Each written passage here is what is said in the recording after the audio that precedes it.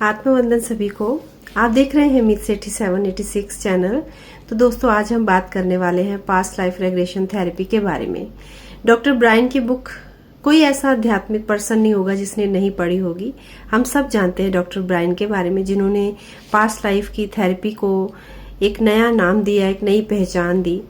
और उन्होंने जो बुक्स भी लिखी हैं, उन बुक्स के माध्यम से भी हमें बहुत कुछ सीखने को मिलता है। आज डॉक्टर ब्रायन के द्वारा ही की गई एक रिसर्च, एक थेरेपी के बारे में हम बात करने वाले हैं, जो थेरेपी हमें सिखाती है कि किस तरह से हम खुद डिसाइड करते हैं इस भौतिक जीवन को, इस भौतिक बॉडी को। और जब हमारा लक्ष्य, हमारा पर्पस पूर्ण होता है तो हम इस भौतिक बॉडी को छोड़कर चले जाते हैं। और हमें खुद से ही जब ये पता चलता है कि हमारा पर्पस, हमारा लक्ष्य पूर्ण हो चुका है, तो हमें ऊपर से बुला लिया जाता है। और जब हम उस परालौकिक दुनिया में आराम कर रहे होते हैं, यानी अपनी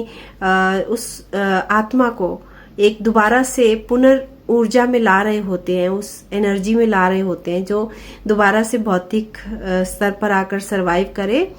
तभी हमें वो समय मिल जाता है कि हम डिसाइड करें कि अब हमें अगला जन्म कैसे लेना है। हमारा अपने परिवार में जन्म लेना एक इत्तेफाक नहीं है, और ना ही ये कोई दुर्घटनावश होता है।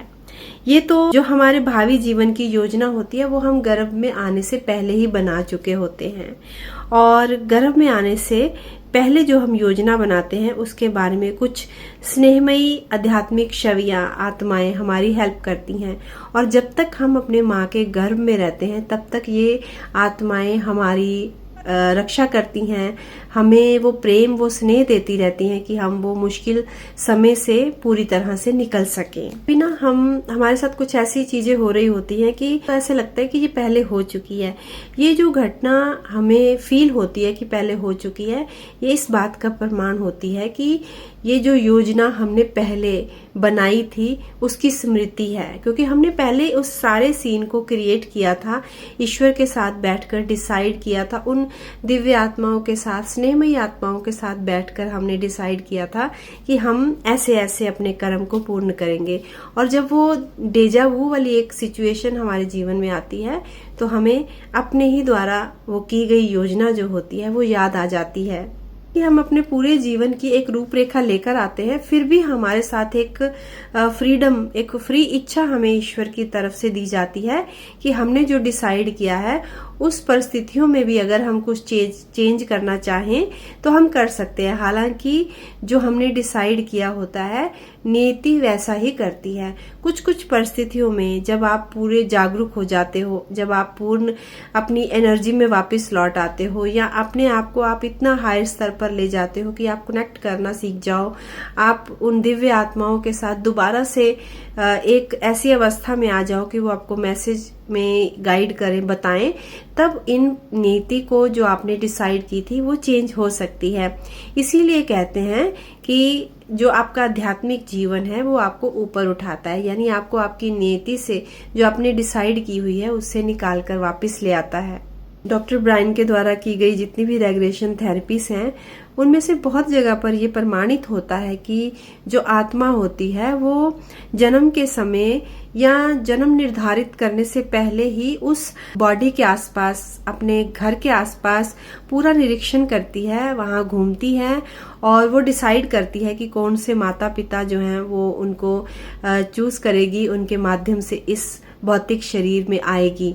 तो ये बहुत सारे लोग जब रेग्रेशन थेरेपी करवाते हैं, तो उनको याद आता है कि उन्होंने किस तरह से अपने माता पिता को चुना, और वो माता पिता सिर्फ इसी जन्म में नहीं, कई जन्मों से उनके साथ थे। एक आत्मा को कभी भी किसी भी तरह का नुकसान नहीं पहुंचाया जा सकता। हम देखते हैं कि बहुत बार जन्म लेने से पहले ही कुछ मिसकैरेजेस हो जाते हैं, या फिर कुछ ऐसी घटनाएं होती हैं जहां पर बच्चे जन्म नहीं ले पाते हैं, लेकिन तब भी आत्मा को कोई नुकसान नहीं पहुंचता है। जब वो कभी ऐसी परिस्थिति आती है जहां पर वो आत्मा उस बॉडी को प्राप्त नहीं कर सकी, तो उसी माँ के गर्भ में वो दोबारा फिर से आने के लिए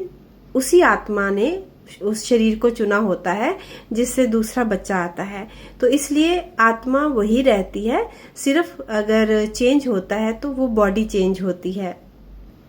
डॉक्टर ब्रायन बताते हैं कि जब वो अपनी क्लास में पारलौकिक दिव्य अनुभवों के बारे में बात कर रहे थे, तब वहीं पर एक स्टूडेंट ने अपनी एक बहुत ही पारलौकिक सपने के बारे में बताया, जो उनको ऐसा अनुभव जहां पर हुआ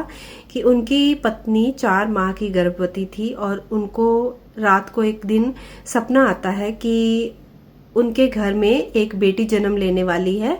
और वो जो बेटी है वो अपना नाम, अपना पूर्व जो उसका जन्म था, उसका शहर, देश, घर जो भी था वो सारा कुछ, और इस जन्म में इस माता पिता को चूज करने का कारण भी बताती है।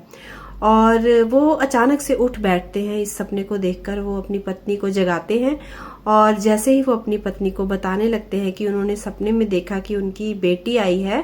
तो उनकी पत्नी उनको वहीं पर रोक देती है और बताती है कि सेम सपना और सेम नाम, जो भी अनुभव उनके पति को आए थे, सेम अनुभव उनकी पत्नी को भी, पति और पत्नी दोनों को आते हैं। तो इस तरह से